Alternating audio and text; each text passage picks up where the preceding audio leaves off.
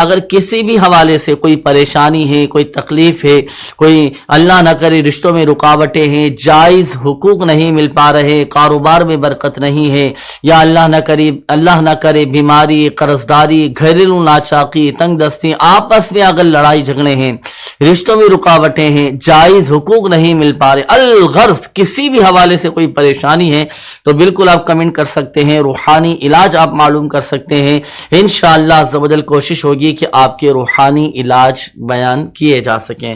تو الحمدللہ عز و جل ہمارے ناظرین کے میسیجز کا بھی سلسلہ شروع ہو چکا ہے، تو آئیے ناظرین آپ کے میسیجز ہم سلسلے میں شامل کرتے ہیں اور پھر انشاءاللہ عز و جل ان کے روحانی علاج بیان کرنے کی کوشش کرتے ہیں۔ درود پاک کی فضیلت میں آپ کو سناتا چلوں، ہمارے پیارے آقا مدینے والے مصطفیٰ صلی اللہ تعالی علیہ وآلہ وسلم نے ارشاد فرمایا کہ مجھ پر درود پاک کی کثرت کرو، اللہ پاک تم پر رحمت بھیجے گا۔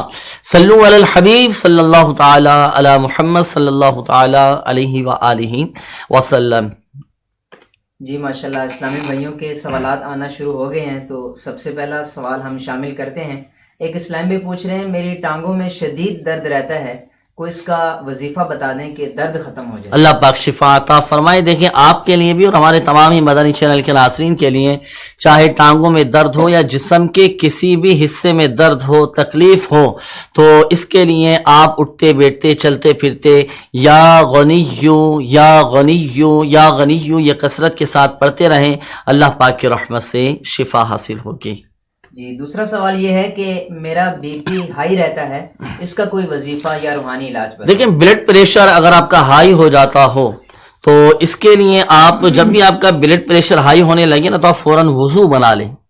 وضو بنانے کے بعد جب آپ اپنا بلڈ پریشر چیک کریں گے نا تو انشاءاللہ عز و جل کم ہوگا، نارمل ہو جائے گا اللہ پاک کی رحمت سے۔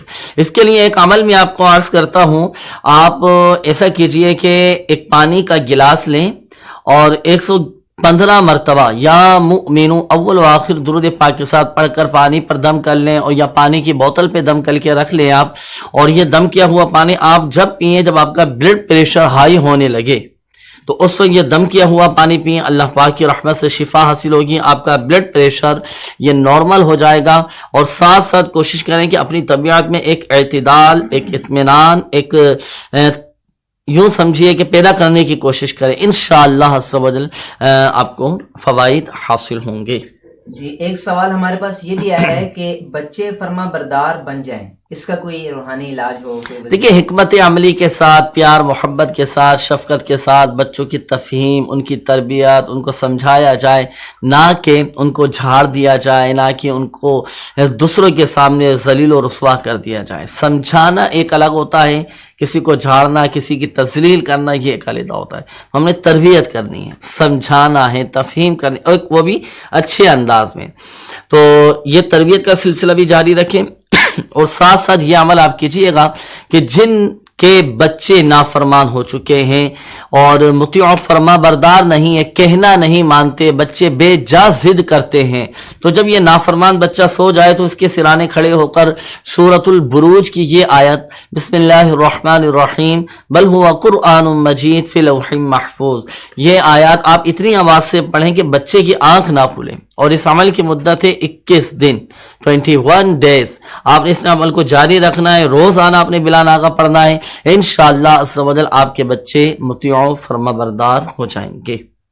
ایک اسلام میں یہ سوال کریں کہ دنیاوی امتحان میں کامیابی حاصل ہو، اس کا کوئی وظیفہ بتائیں۔ دنیاوی امتحانات ہی کیوں، دینی امتحانات میں بھی کامیابی کا روحانی علاج میں آپ کو عرض کر دیتا ہوں۔ اور ساتھ ساتھ دیکھیں الحمدللہ عز و جل دعوت اسلامی کا مدنی ماحول ہے جو ہمیں دنیاوی امتحانات کے ساتھ ساتھ قبر و آخرت کے امتحانات کی تیاری کا بھی ذہن دیتی ہے دعوت اسلامی۔